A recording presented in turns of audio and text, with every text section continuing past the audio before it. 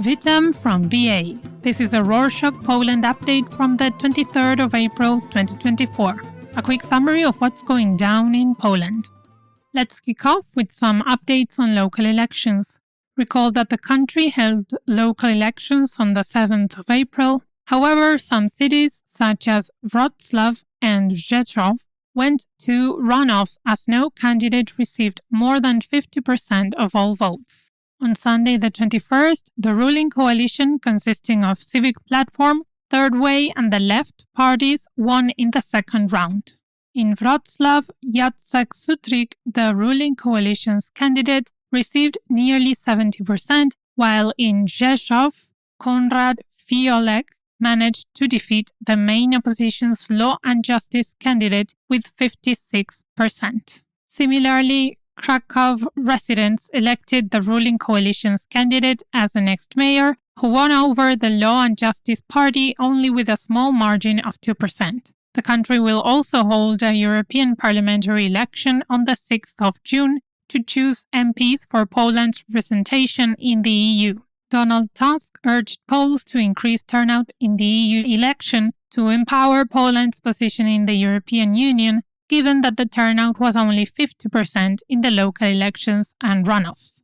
Moving on to farmers' protests, on Saturday the 20th, the government announced that it would pay $500 million to farmers to compensate for the losses they suffered from the influx of cheap Ukrainian agricultural products into the country and the EU.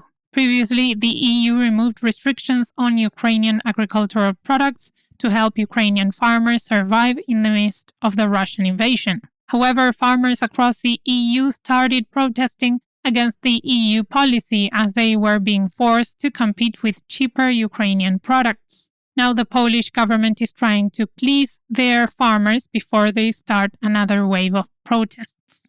Speaking of Ukraine, Polish leaders have long sought to convince the US Congress to approve a $60 billion aid package to Ukraine. President Duda and Prime Minister Tusk visited the US a couple of times in the past months to convince the US House of Representatives Speaker to release the funds. Their efforts had a result, and on Saturday the 20th, the US House of Representatives approved the aid package. Duda thanked the Speaker in a tweet. Tusk also expressed his gratitude through a tweet. However, he added the decision was a bit late. On Tuesday the 17th, President Andrzej Duda also went to the US and met with former US President Donald Trump, whom he called, quote, a great friend, unquote. The meeting took place in the Trump Tower in Manhattan. The Polish president's office stated that the meeting marked President Duda's preparation for the possible return of Donald Trump as the next president of the US. Trump said that he is a great fan of Poland and the Polish people. Let's move on to security issues. Last month in Lithuania, a man attempted to kill a top aide to Alexei Navalny, the former Russian opposition leader who died in prison in February after suffering years of torture by the Putin regime. Poland and Lithuania joined forces to break down the Russian spy group responsible for the attempted murder, and on Friday the 19th, Polish authorities detained 2 spies who had hired 2 Poles to kill Navalny. Authorities also detained other spies who were planning to target Ukrainian President Zelensky during his visits to Poland.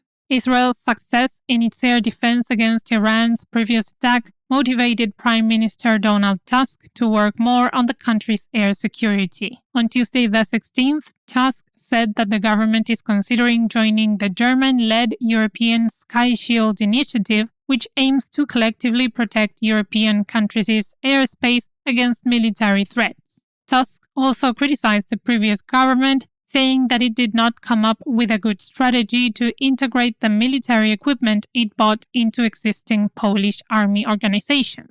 Similarly, on Monday the 22nd, President Andrzej Duda announced that Poland is ready to deploy NATO nuclear weapons. During his interview with Fact, a Polish journal, Duda mentioned that Russia and Belarus had already brought their nuclear weapons to the NATO border. The U.S. nuclear sharing program can give nuclear weapons to Poland, and the country can use them only with NATO's approval.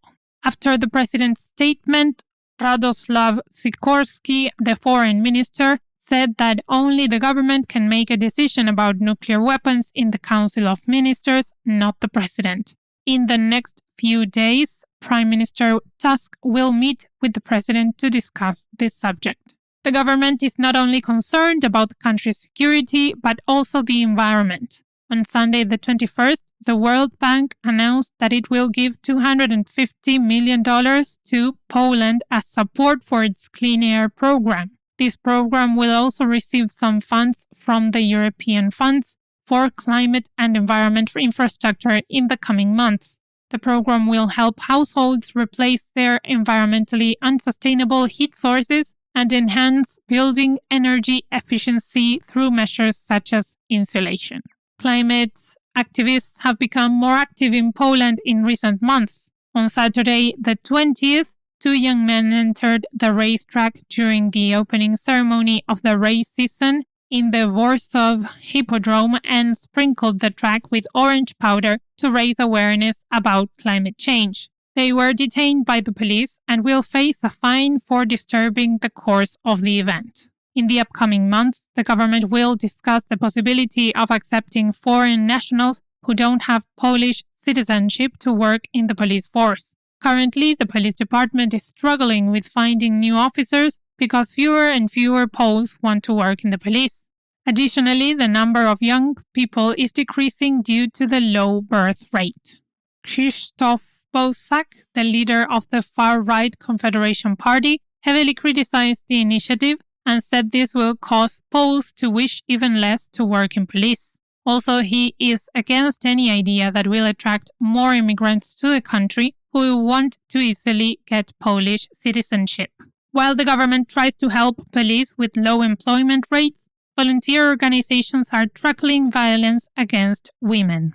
On Wednesday the 17th, Feminoteka, a Polish non-profit women's support organization, introduced Victoria, a WhatsApp AI chatbot that will help women that are victims of violence. The AI will provide immediate information on how to get help, including legal advice, medical assistance, and safe spaces for women. The organization said the bot will fill the gap left by the insufficient legal instruments, especially since Poland has not implemented the requirements of the Istanbul Convention, an agreement between 45 countries to protect women against violence.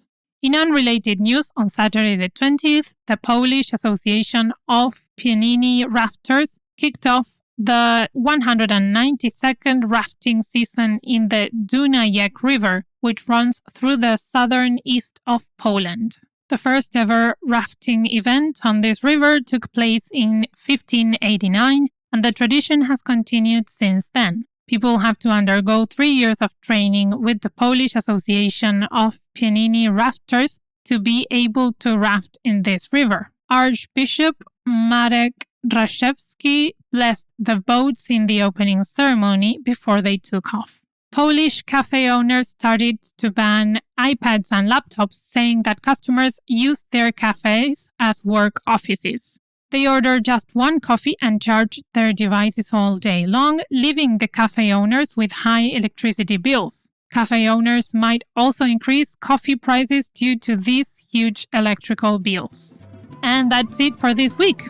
Hey listeners, we have an unusual question for you. Have you ever had to choose a restaurant to go to or a movie or something with a group of friends or family, and it was not so easy to choose? Took a long time and was just difficult and maybe a bit unpleasant? Rorschach is working on a way to make that much easier. If you're interested, we could use your help.